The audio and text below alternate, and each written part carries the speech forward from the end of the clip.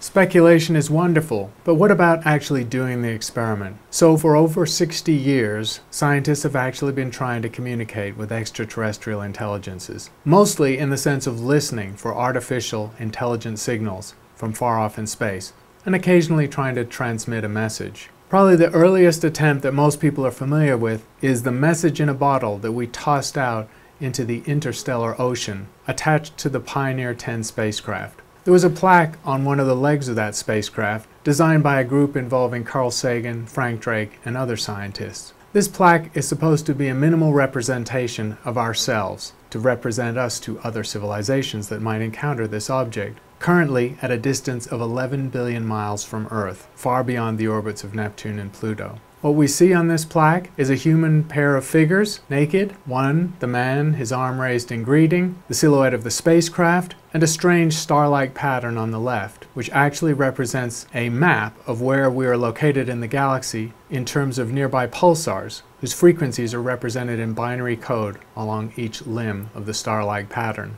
At the bottom, we see a schematic of the solar system and the rough trajectory of the spacecraft, and there's a hydrogen molecule represented at the top left. The fundamental transition of hydrogen at 1400 megahertz is considered to be one of the best places to look for an artificial signal, the so-called water hole, a trough of radio noise in the galactic sky. It's easy to look at this and make fun of it, as some people did when it was launched. NASA was criticized for sending pictures of naked people into space, and women's groups legitimately argued, why is the guy greeting everyone, the aliens, and not the woman? Also, the question arises, most people on Earth probably couldn't understand some parts of this symbolism, such as the pulsar map. So how were aliens supposed to understand it? We don't even know, after all, if they have eyes. Despite all the criticism, it was a symbolic gesture to put this out into interstellar space. The Pioneer spacecraft is moving rapidly, but so slowly that it'll be 50 or 100,000 years before it ventures to even the nearest star,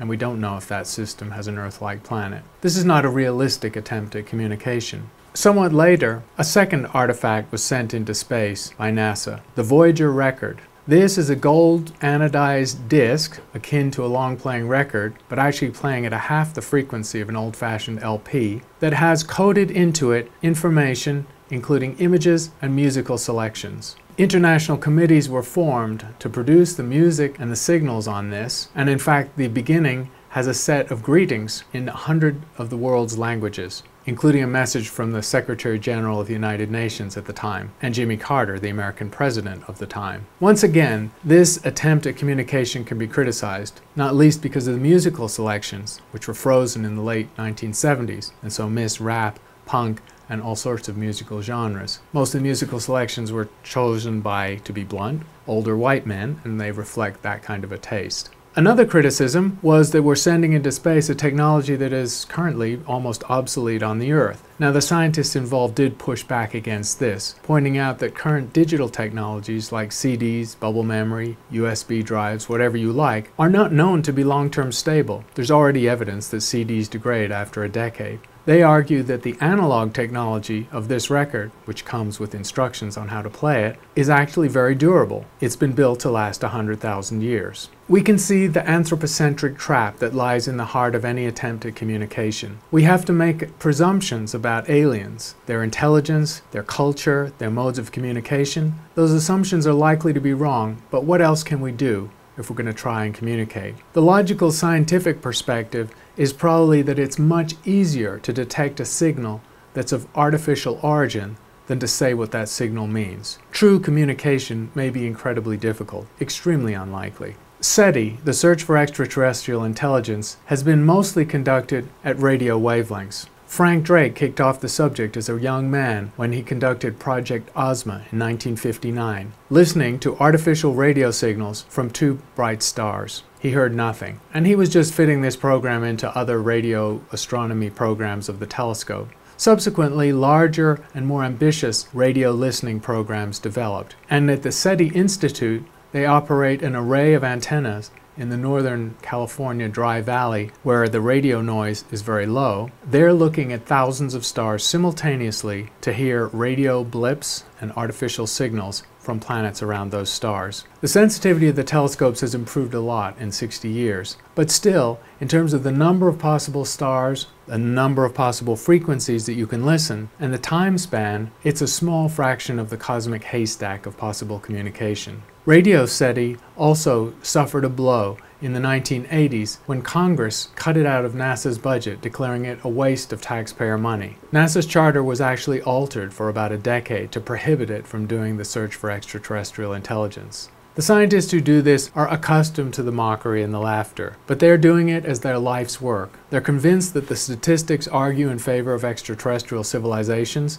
and they think that you won't find the answer by speculation and philosophizing. They think you actually have to look. As for the fact that the technology is improving rapidly, to them, that just means the search is beginning to get interesting. After all, as Seth Shostak at the SETI Institute says, nobody told Columbus to sit and wait at the shore with his boats, because a few centuries later, we develop aircraft. More recently, a second form of SETI has developed, Optical Seti. This requires the technology of extremely powerful pulsed lasers. If there was an intelligent civilization with such a technology near a star, the star of course would blind out the light, the weak reflected light from the planet, 100 million or a billion times fainter. However, we can put so much energy into a short laser pulse that as seen from afar, it can outshine the sun for a brief fraction of a second, perhaps a nanosecond or less. Inverting this logic, we therefore think it's reasonable to look at nearby stars and sample their light characteristics very frequently, a billion times a second, looking for instants where some artificial signal from nearby the star exceeds the light of the sun. Lasers on Earth have now reached the level of almost a petawatt of power, which can be forced into a tiny interval. So this is not a silly hypothetical experiment. Radio SETI now works in similar ways, also looking for pulsed signals. Wary of the history of radio astronomy, where pulsars were not anticipated and thought to be extraterrestrial intelligent signals, radio astronomers are extremely conservative over the kind of signal they would need to declare success in their search. So far, SETI has been met with 60 years of what's called the Great Silence. Most scientists would be discouraged after such a length of time enduring failure, but not the indomitable people like Frank Drake who do this kind of work. Frank Drake is now retired, but a whole new generation of SETI people involved in technology, radio telescope, and laser development are conducting even more ambitious searches. Microsoft co-founder Paul Allen has weighed in, helping to provide funding for the array of telescopes in Northern California that's currently conducting the most sensitive search yet. The reason SETI researchers are not downcast is that information technology is working in their favor. The capability of searching frequency space is expanding exponentially with information technology and electronics. And that means that the searches currently being conducted can gather more and better data in a year than in the previous half-century of searching. As a thought experiment, it's interesting to note that with the Allen array, operating in Northern California, we will be able to detect pulsed petawatt lasers, if they exist, or Arecibo-type radio observatories transmitting into space around planets of any of the 100 million nearest stars. That means if continued silence is the result of these searches, we're starting to learn something profound. Perhaps these civilizations simply don't exist, and we are alone. SETI, the search for extraterrestrial intelligence, is proceeding along two fronts. One is the search for artificial radio signals from thousands of nearby stars, and the other is the search for pulsed lasers existing on planets nearby stars, where for a short instant the light from the laser exceeds the light from the star, and we can recognize that technology. By reversing the logical argument, we now have the sensitivity with our radio and optical technologies to detect those technologies on planets around the nearest 100 million stars. If after a decade or more of searching we hear and see nothing, it may be a sign that technological civilizations are rare in the Milky Way.